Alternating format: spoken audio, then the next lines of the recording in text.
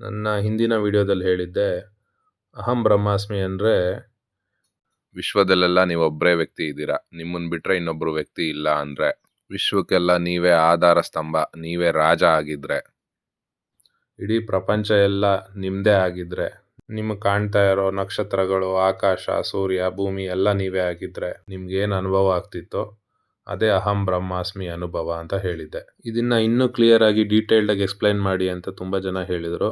ಅದಕ್ಕೋಸ್ಕರ ಈ ವಿಡಿಯೋ ಮಾಡ್ತಾ ಇದ್ದೀನಿ. ಇದನ್ನು ಅರ್ಥ ಮಾಡ್ಕೊಳ್ಳೋದಕ್ಕೆ ಒಂದು ಗಂಡು ಮಗುವಿನ ಜೀವನ ಹೇಗಿರುತ್ತೆ ಅಂತ ನೋಡೋಣ. ಆವಾಗ ತಾನೇ ಹುಟ್ಟಿದಾಗ ಅದು ಮಗು ಆಗಿರುತ್ತೆ. ಬೆಳೀತಾ ಬೆಳೀತಾ ತಮ್ಮನೋ ಅಣ್ಣನೋ ಆಗುತ್ತೆ, ಆಮೇಲೆ ಸ್ನೇಹಿತ ಆಗುತ್ತೆ, ಮತ್ತೊಬ್ಬರಿಗೆ ಗಂಡ ಆಗುತ್ತೆ, ತಂದೆ ಆಗುತ್ತೆ, ತಾತ ಆಗುತ್ತೆ, ಮುತ್ತಾತ ಆಗುತ್ತೆ. ಹೆಂಗೆ ಒಬ್ಬನೇ ವ್ಯಕ್ತಿ ಇಷ್ಟೆಲ್ಲ ಹೆಸರುಗಳಲ್ಲಿ ಕರೆಸ್ಕೋತಾನೋ, ಇಷ್ಟೆಲ್ಲ ರೂಪಗಳಲ್ಲಿ ಆಕಾರಗಳಲ್ಲಿ ಚೇಂಜ್ ಆಗ್ತಾನೋ, ಅದೇ ರೀತಿ ಭಗವಂತನು ಕೂಡ ಅವನು ಒಂದೇ ಟೈಮಲ್ಲಿ ಎಲ್ಲ ಆಗಿರ್ತಾನೆ. ಸೂರ್ಯ ಆಗ್ತಾನೆ, ಆಕಾಶ ಆಗ್ತಾನೆ, ಮನುಷ್ಯ ಆಗ್ತಾನೆ, ಪ್ರಾಣಿ ಆಗ್ತಾನೆ. Everything everywhere all at once ಅಂತಾರೆ. ಅಂದರೆ ಎಲ್ಲ ಕಡೆ ಇರೋದು ಅವನೇ, ಅವನು ಒಂದೇ ಟೈಮಲ್ಲಿ ಅವನು ಎಲ್ಲ ಆಗ್ತಾನೆ ಅಂತ. ಈಗ ನಮ್ಗೆ ಅರ್ಥ ಆಯಿತು, ಪ್ರಪಂಚದಲ್ಲಿ ಇರೋವಂಥದ್ದು ಒಬ್ಬನೇ ಒಬ್ಬ ವ್ಯಕ್ತಿ. ಆ ಒಬ್ಬ ವ್ಯಕ್ತಿ ಬಿಟ್ಟು ಇಲ್ಲಿ ಮತ್ತಾರೂ ಇಲ್ಲ ಅಂತ ಅರ್ಥ ಮಾಡ್ಕೋಬೇಕು. ಆ ವ್ಯಕ್ತಿನೇ ಭಗವಂತ. ಅವನೊಳಗಡೆನೆ ಎಲ್ಲ ಇದೆ, ಎಲ್ಲ ತುಂಬಿಕೊಂಡಿದೆ, ನಾವು ಅವನೊಳಗಡೆ ಇದ್ದೀವಿ ಅಂತ ತಿಳ್ಕೊಬೇಕು. ಒಂದು ಬಟ್ಟೆನ ಸೂಕ್ಷ್ಮವಾಗಿ ಹತ್ತಿರದಲ್ಲಿ ನೋಡಿದಾಗ ಅದರಲ್ಲಿ ಸಣ್ಣ ಸಣ್ಣ ದಾರಗಳು ಹೆಣ್ದಿರೋ ಅಂಥದ್ದು ಕಾಣುತ್ತೆ. ಆ ದಾರಗಳೆಲ್ಲ ಒಟ್ಟುಗೂಡಿಸಿ ಒಂದು ಬಟ್ಟೆಯಾಗಿ ಕಾಣಿಸುತ್ತೆ. ಅದೇ ತರಹ ನಾವು, ನೀವು, ಆಕಾಶ, ಭೂಮಿ, ನಕ್ಷತ್ರಗಳು, ಗ್ರಹಗಳು ಇವೆಲ್ಲ ದಾರಗಳಿದ್ದಂಗೆ. ಇದಿಷ್ಟು ದಾರಗಳು ಸೇರಿ ಒಬ್ಬ ಭಗವಂತ, ಒಂದು ಬಟ್ಟೆ ಥರ ಆಗುತ್ತೆ. ನಾವು ಬಟ್ಟೆ ಅಂಗಡಿಗೆ ಬಟ್ಟೆ ತೊಗೊಳಕ್ಕೆ ಹೋದಾಗ ಆ ಬಟ್ಟೆಲಿರುವಂತಹ ದಾರಗಳನ್ನ ಸೂಕ್ಷ್ಮವಾಗಿ ನೋಡ್ತೀವೋ ಇಲ್ಲ ಕಂಪ್ಲೀಟ್ ಬಟ್ಟೆನ ನೋಡ್ತೀವೋ? ಕಂಪ್ಲೀಟ್ ಬಟ್ಟೆ ತಾನೇ ನೋಡ್ತೀವಿ. ಅದೇ ರೀತಿ ನಾವು ಭಗವಂತನ ಹುಡುಕ್ಬೇಕಾದ್ರೂ ಅಷ್ಟೇ.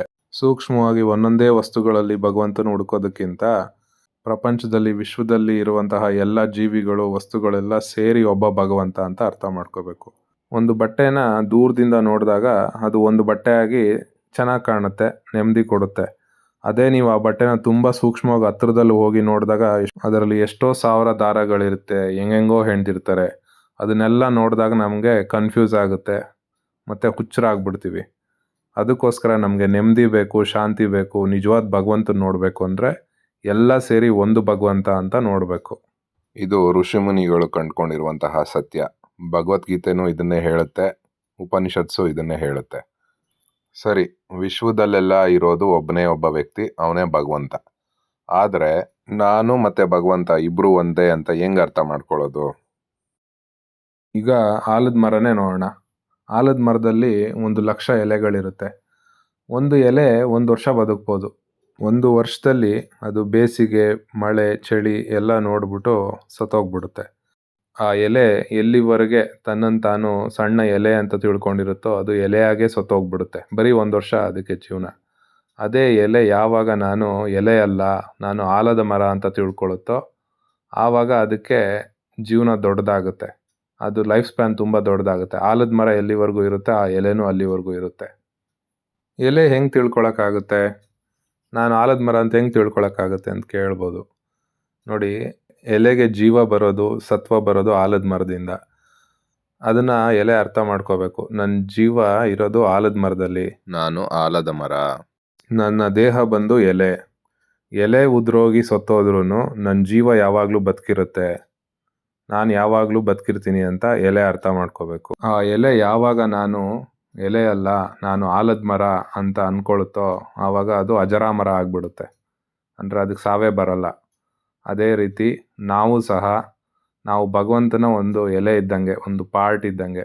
ನಾವು ಎಲ್ಲಿವರೆಗೂ ನಾವು ಬರೀ ದೇಹ ಅಂತ ತಿಳ್ಕೊಂಡಿರ್ತೀವೋ ಅಲ್ಲಿವರೆಗೂ ನಮಗೆ ನೋವು, ಸಂಕಟ, ದುಃಖಗಳೆಲ್ಲ ಬರ್ತಾ ಇರುತ್ತೆ. ಯಾವಾಗ ನಾವು ಭಗವಂತ ಮತ್ತು ನಾನು ಇಬ್ಬರು ಒಂದೇ ಅಂತ ತಿಳ್ಕೊತೀವೋ ಆವಾಗ ನಮ್ಮ ನೋವೆಲ್ಲ ಮಾಯ ಆಗಿ ಭಗವಂತನೊಂದಿಗೆ ಒಂದಾಗ್ತೀವಿ. ಏನಪ್ಪ ಇವನು ಬರೀ ಕತೆ ಹೊಡಿತಾ ಇದ್ದಾನೆ, ನೋವೆಲ್ಲ ಹೆಂಗೆ ಮಾಯ ಆಗುತ್ತೆ ಅಂತ ನೀವು ಕೇಳ್ಬೋದು. ನೋವು, ದುಃಖ ಎಲ್ಲ ಹೆಂಗೆ ಮಾಯ ಆಗುತ್ತೆ ಅನ್ನೋದಕ್ಕೆ ಒಂದು ಸಣ್ಣ ಕತೆ ಹೇಳ್ತೀನಿ. ಈ ಕತೆ ನೀವು ಆಲ್ರೆಡಿ ಕೇಳಿರ್ಬೋದು. ಒಂದಾನೊಂದು ಕಾಲದಲ್ಲಿ ಕಾಶಿ ರಾಜ ಮತ್ತು ಅವನ ಹೆಂಡತಿ ಇಬ್ಬರು ಯಾವುದೋ ಕೆಲಸದ ಮೇಲೆ ಬೇರೆ ದೇಶಕ್ಕೆ ಹೋಗಿರ್ತಾರೆ. ಆವಾಗ ಅವ್ರ ಮಗ ರಾಜ್ಕುಮಾರ ಒಬ್ಬನೇ ಒಬ್ಬ ಇರ್ತಾನೆ. ಅವನಿಗೆ ಮದುವೆ ವಯಸ್ಸು ಬೇರೆ ಆಗಿರುತ್ತೆ. ಅವನು ಹಿಂಗೆ ಓಡಾಡಬೇಕಾದ್ರೆ ಅರಮನೆ ಕೆಳಗಡೆ ಅಂಡರ್ಗ್ರೌಂಡ್ಗೆ ಹೋಗ್ತಾನೆ. ಅಂಡರ್ಗ್ರೌಂಡ್ ಹೋಗಿ ಏನೋ ಮಾಡಬೇಕಾದ್ರೆ ಅವನಿಗೆ ಒಂದು ಚಿತ್ರಪಟ ಕಾಣುತ್ತೆ, ಒಂದು ಪೇಂಟಿಂಗು. ಅದರಲ್ಲಿ ಒಂದು ಸಣ್ಣ ಹುಡುಗಿ ಇರ್ತಾಳೆ, ಚಿಕ್ಕ ಹುಡುಗಿ. ಅವಳು ತುಂಬ ಸುಂದರವಾಗಿರ್ತಾಳೆ. ಎಷ್ಟು ಸುಂದರವಾಗಿರ್ತಾಳೆ ಅಂದರೆ ಯಾರೇ ನೋಡಿದ್ರು ಅದಕ್ಕೆ ಮನಸ್ಸು ಹೊತ್ತೋಗ್ಬಿಡ್ತಾರೆ. ಆ ಥರ ಹುಡುಗಿ ಅವಳು. ಯಾರು ಈ ಹುಡುಗಿ ಇಷ್ಟು ಚೆನ್ನಾಗಿದ್ದಾಳಲ್ಲ ಅಂದ್ಬಿಟ್ಟು ಮಂತ್ರಿನ ಕರೆಸ್ತಾನೆ. ಮಂತ್ರಿನ ಕರೆಸ್ಬಿಟ್ಟು, ಏನಪ್ಪ ಈ ಹುಡುಗಿ ಯಾರು ಅಂತ ಕೇಳಿದಾಗ ಮಂತ್ರಿ ಹೇಳ್ತಾರೆ, ಇದು ತುಂಬ ಹಳೆ ಫೋಟೋ, ಇದ್ರ ಬಗ್ಗೆ ನನಗೆ ಗೊತ್ತಿಲ್ಲ, ನಿಮ್ಮ ತಾಯಿಯವ್ರಿಗೆ ಗೊತ್ತಿರುತ್ತೆ, ಇಲ್ಲ ನಿಮ್ಮ ತಂದೆ ಕೇಳಿ ಅಂತ ಹೇಳ್ತಾನೆ. ಆ ಚಿತ್ರಪಟದಲ್ಲಿ ಡೇಟ್ ಇರುತ್ತೆ. ಅದನ್ನು ನೋಡ್ಬಿಟ್ಟು ಇವನು, ಓ ಇದು ಇಷ್ಟು ಹಳೇದು, ಇದು ಹುಡುಗಿ ಚಿಕ್ಕದು ಫೋಟೋ, ಈಗ ಹುಡುಗಿ ನನ್ನ ವಯಸ್ಸಿರುತ್ತೆ ಇವಳಿಗೆ, ಆವಾಗಲೇ ಇಷ್ಟು ಸುಂದರಿ ಆದರೆ ಇವಾಗ ಇನ್ನೆಷ್ಟು ಸುಂದರಿ ಆಗಿರ್ಬೋದು ಅಂದ್ಬಿಟ್ಟು ಅವನಿಗೆ ಕ್ಯೂರಿಯಾಸಿಟಿ ಬರುತ್ತೆ. ಮತ್ತು ಕ್ಯೂರಿಯಾಸಿಟಿ ಜೊತೆಗೆ ಅವಳ ಮೇಲೆ ತುಂಬ ಪ್ರೀತಿನೂ ಹುಟ್ಟುಬಿಡುತ್ತೆ. ಆದರೆ ಅವಳನ್ನೇ ಮದುವೆ ಆಗಬೇಕು ಅಂದ್ಬಿಟ್ಟು ಡಿಸೈಡ್ ಆಗಿಬಿಡ್ತಾನೆ. ಆವಾಗ ಮಂತ್ರಿ ಸಾಮಂತರನ್ನೆಲ್ಲ ಕರೆಸ್ಬಿಟ್ಟು, ನೋಡಿ ಈ ಹುಡುಗಿನ ಹುಡುಕೊಡ್ಬೇಕು, ಹುಡುಕೊಟ್ರೆ ನೀವು ಎಷ್ಟು ದುಡ್ಡು ಕೇಳಿದ್ರು ಕೊಡ್ತೀನಿ ಅಂದ್ಬಿಟ್ಟು ಅನೌನ್ಸ್ ಮಾಡ್ತಾನೆ. ಆವಾಗ ಇಡೀ ದೇಶದಲ್ಲಿ ಆ ಹುಡುಗಿಗೋಸ್ಕರ ಹುಡುಕಾಟ ಶುರು ಆಗುತ್ತೆ. ಎಷ್ಟೇ ಹುಡುಕಿದ್ರೂ ಎಲ್ಲೂ ಸಿಗೋದಿಲ್ಲ ಆ ಹುಡುಗಿ. ಆ ಹುಡುಗಿನ ಎಷ್ಟು ಹಚ್ಕೊಬಿಟ್ಟಿರ್ತಾನೆ ಅಂದರೆ ಅವನು ನಿದ್ದೆ ಸರಿಯಾಗಿ ಮಾಡಲ್ಲ, ಊಟ ಸರಿಯಾಗಿ ಮಾಡಲ್ಲ, ಏನೂ ಸರಿಯಾಗಿ ಮಾಡಲ್ಲ, ಗಡ್ಡ ಎಲ್ಲ ಜೋರಾಗಿ ಬಂದ್ಬಿಟ್ಟಿರುತ್ತೆ. ಫುಲ್ಲು ಆರೋಗ್ಯ ಕೆಟ್ಟೋಗ್ಬಿಟ್ಟು ಫುಲ್ಲು ವೀಕ್ ಪರ್ಸನ್ ಆಗಿ ಅವಳ ಬಗ್ಗೆನೇ ಧ್ಯಾನ ಮಾಡ್ತಾ ಇರ್ತಾನೆ. ಅಷ್ಟು ಹುಚ್ಚದ ಥರ ಆಗ್ಬಿಟ್ಟಿರ್ತಾನೆ. ಇದೇ ಟೈಮಲ್ಲಿ ಈ ವಿಷಯ ಅವ್ರ ತಂದೆ ತಾಯಿಗೆ ಗೊತ್ತಾಗುತ್ತೆ, ಅವ್ರು ಬೇರೆ ದೇಶದಲ್ಲಿರೋವಂಥ ತಂದೆ ತಾಯಿಗೆ. ನಿಮ್ಮ ಮಗ ಹಿಂಗೆ ಹುಚ್ಚ ಥರ ಆಡ್ತಾ ಇದ್ದಾನೆ ಅಂತ ಹೇಳ್ತಾರೆ. ಆವಾಗ ಅವ್ರ ತಂದೆ ತಾಯಿ ಇಬ್ಬರು ಓಡ್ ಬಂದ್ಬಿಟ್ಟು ಮಗನ ವಿಚಾರಿಸ್ತಾರೆ, ಏನಪ್ಪ ಯಾಕಪ್ಪ ಹಿಂಗಾದೆ ಅಂತ ಕೇಳಿದಾಗ ಅವನು ಆ ಹುಡುಗಿ ಬಗ್ಗೆ ಹೇಳ್ತಾನೆ.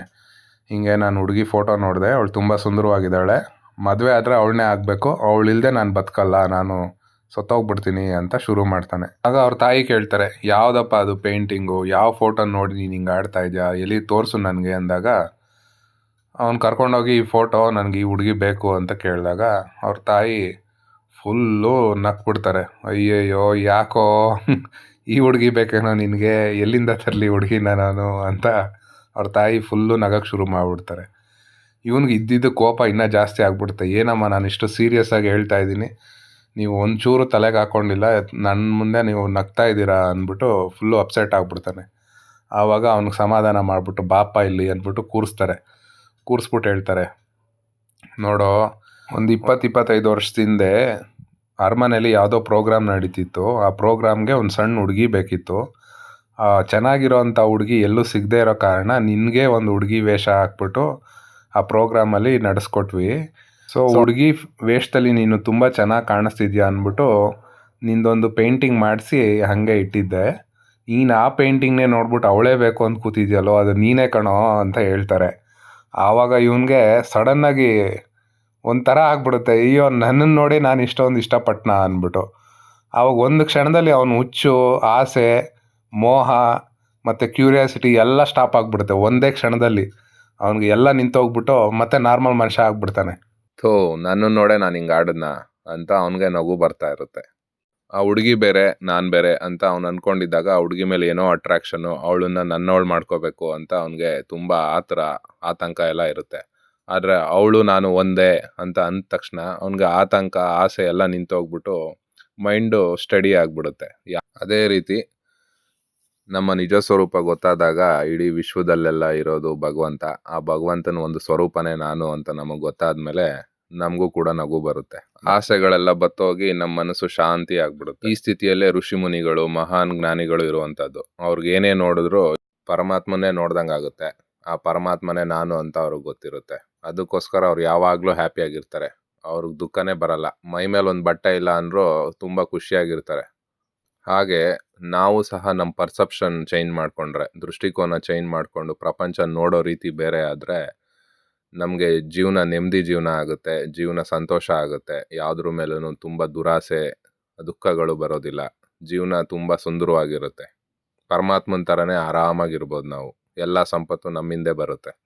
ಎಲ್ಲಿವರೆಗೆ ಪ್ರಪಂಚದಲ್ಲಿರುವಂತಹ ವಸ್ತುಗಳು ಬೇರೆ, ನಾನು ಬೇರೆ, ಪ್ರಪಂಚದಲ್ಲಿರುವಂಥ ಜೀವಿಗಳು, ಪ್ರಾಣಿಗಳು ಬೇರೆ, ನಾನು ಬೇರೆ, ದೇವರೇ ಬೇರೆ, ನಾನೇ ಬೇರೆ ಅಂತ ಬೇರೆ ಬೇರೆಯಾಗಿ ನೋಡ್ತಾ ಇರ್ತೀವೋ ಅಲ್ಲಿವರೆಗೂ ನಮಗೆ ಅದ್ರ ಮೇಲೆ ಆಸೆ ಇರುತ್ತೆ, ಪ್ರೀತಿ ಇರುತ್ತೆ, ದುರಾಸೆ ಬರುತ್ತೆ, ಯುದ್ಧ ಆಗುತ್ತೆ, ಇದೆಲ್ಲ ಆಗುತ್ತೆ. ಒಂದು ಕ್ಷಣದಲ್ಲಿ ಇಲ್ಲಿರೋದೆಲ್ಲ ನಾನೇ, ಪ್ರಪಂಚದಲ್ಲಿರೋದೆಲ್ಲ ನಾನೇ, ದೇವ್ರ ಸಮೇತ ದೇವರು ಕೂಡ ನಾನೇ ಅಂತ ತಿಳ್ಕೊಂಡ್ರೆ ಅವನಿಗೆ ಯಾವುದ್ರ ಮೇಲೂ ಆಸೆ ಬರಲ್ಲ. ಆಸೆ ಒಂದೇ ಕ್ಷಣದಲ್ಲಿ ಮಾಯ ಆಗ್ಬಿಡುತ್ತೆ. ಎಲ್ಲಿವರೆಗೆ ದೇವ್ರು ಬೇರೆ ನಾನು ಬೇರೆ ಅಂತ ಸಪ್ರೇಟ್ ನೋಡ್ತೀವೋ ನಾವು ದೇವರಿಂದ ತುಂಬ ದೂರ ಹೋಗ್ತಾ ಇದ್ದೀವಿ ಅಂತ ಅರ್ಥ. ಭಗವಂತ ನಾನು ಇಬ್ಬರು ಒಂದೇ ಅಂತ ಯಾವಾಗ ಅರ್ಥ ಮಾಡ್ಕೋತೀವೋ ನಾವು ಭಗವಂತನ ಹತ್ರ ತುಂಬ ಹತ್ತತ್ರಕ್ಕೆ ಹೋಗ್ತಾ ಇದ್ದೀವಿ, ಭಗವಂತನೊಂದಿಗೆ ಐಕ್ಯ ಒಂದಾಗ್ತಾ ಇದ್ದೀವಿ ಅಂತ ಅರ್ಥ. ಇದು ಬೃಹದಾರಣ್ಯಕ ಉಪನಿಷತ್ತಲ್ಲಿ ಹೇಳಿದ್ದಂಥ ಮಾತು. ಯಾವಾಗ ನಮ್ಮ ಮನಸ್ಥಿತಿ ಇಲ್ಲಿ ಕಾಣಿಸ್ತಿರುವಂತಹ ಗಿಡ ಮರಗಳು, ಭೂಮಿ, ಆಕಾಶ, ಕ್ರಿಮಿಕೀಟಗಳು, ಪ್ರಾಣಿಗಳು, ಮನುಷ್ಯರು ಇವ್ರನ್ನೆಲ್ಲ ನೋಡಿದಾಗ ಇವರೆಲ್ಲ ನಾನೇ ಅಂತ ಅನಿಸುತ್ತೋ ಆವಾಗ ಅವ್ರಿಗೆ ಯಾವುದ್ರ ಮೇಲೂ ಆಸೆ ಹುಟ್ಟೋದಿಲ್ಲ. ಮನಸ್ಸು ಶಾಂತಿ ಆಗಿಬಿಡುತ್ತೆ, ನೆಮ್ಮದಿಯಾಗಿರ್ತಾರೆ, ಅವರೇ ದೇವರಾಗಿ ಹೋಗ್ತಾರೆ. ಇದನ್ನೇ ಅಹಂ ಬ್ರಹ್ಮಾಸ್ಮಿ ಅಂತ ಕರೀತಾರೆ. ನಾವು ನಮ್ಮ ಜೀವನದಲ್ಲಿ ಅಥವಾ ಪ್ರಪಂಚದಲ್ಲಿ ಯಾವಾಗ ಬೇರೆ ಬೇರೆ ವಸ್ತುಗಳನ್ನ, ವಿವಿಧತೆಗಳನ್ನ ನೋಡ್ತೀವೋ ಆವಾಗ ನಮ್ಮ ಮೈಂಡು ಕನ್ಫ್ಯೂಸ್ ಆಗಿಬಿಡುತ್ತೆ. ಮೈಂಡು ಡಿಸ್ಟರ್ಬ್ ಆಗಿ ನಾವು ನೆಮ್ಮದಿ ಕಳ್ಕೊಬಿಡ್ತೀವಿ. ಆ ವಸ್ತು ನನಗೆ ಬೇಕು, ಅದನ್ನು ನಾನು ಪಡ್ಕೋಬೇಕು, ಅದನ್ನು ನನ್ನ ಹತ್ರ ಇಟ್ಕೋಬೇಕು ಅನ್ನೋ ದುರಾಸೆಗೆ ಬಿದ್ದುಬಿಡ್ತೀವಿ. ಇದನ್ನೇ ಎಲ್ಲ ಮನುಷ್ಯರು ಮಾಡಿ ಜೀವನದಲ್ಲಿ ನೆಮ್ಮದಿ ಕಳ್ಕೊತಾ ಇದ್ದಾರೆ. ಯಾವಾಗ ನಮ್ಮ ನಿಜ ಸ್ವರೂಪ ಗೊತ್ತಾಗಿ ವಿಶ್ವದಲ್ಲಿರೋದೆಲ್ಲ ನಾನೊಬ್ಬನೇ, ನನ್ನನ್ನು ಬಿಟ್ಟು ಮತ್ತೊಬ್ಬರಿಲ್ಲ, ಇರುವುದಕ್ಕೆಲ್ಲ ನಾನೊಬ್ಬನೇ ಓನರು ಅಂತ ಯಾವಾಗ ನಮಗೆ ಗೊತ್ತಾಗುತ್ತೋ ಆವಾಗ ಮನಸ್ಸು ಶಾಂತಿ ಹೊಂದಿ ದೇವರೊಂದಿಗೆ ಲೀನ ಆಗಿ ಒಂದಾಗ್ಬಿಡುತ್ತೆ. ಕೊನೆಗೆ ನಾವೇ ದೇವರಾಗ್ಬಿಡ್ತೀವಿ. ಇದನ್ನೇ ಋಷಿಮುನಿಗಳು ಮಾಡಿರೋವಂಥದ್ದು. ಈ ವಿಡಿಯೋದಲ್ಲಿ ನಮ್ಗೆ ಏನು ಅರ್ಥ ಆಯಿತು ಅಂದರೆ, ಇಡೀ ವಿಶ್ವದಲ್ಲಿರೋದೆಲ್ಲ ಒಬ್ಬನೇ ಒಬ್ಬ ವ್ಯಕ್ತಿ, ಅವನು ಬಿಟ್ಟರೆ ಇನ್ನೊಬ್ಬ ಇಲ್ಲ, ಅವನೇ ಆ ಭಗವಂತ. ಆ ಭಗವಂತ ನಾನು ಒಂದೇ. ಇದನ್ನೇ ಅಹಂ ಬ್ರಹ್ಮಾಸ್ಮಿ ಅಂತಾರೆ. ನಾನು ಮಾಡ್ತಿರೋಂಥ ಕಂಟೆಂಟ್ಸ್ ನಿಮ್ಗೆ ಇಷ್ಟ ಆದರೆ ದಯವಿಟ್ಟು ಈ ಚಾನಲ್ ಸಬ್ಸ್ಕ್ರೈಬ್ ಆಗಿ. ನಾನು ಮಾಡೋ ಪ್ರತಿಯೊಂದು ವಿಡಿಯೋನೂ ಕೂಡ ನಿಮಗೆ ತಲುಪುತ್ತೆ. ಈ ವಿಡಿಯೋ ಇಷ್ಟ ಆಗಿದ್ರೆ ದಯವಿಟ್ಟು ಲೈಕ್ ಮಾಡಿ. ನಿಮ್ದೇನಾದ್ರು ಕ್ವಶನ್ಸ್ ಇದ್ದರೆ ಕಮೆಂಟ್ ಮಾಡಿ. Thank you.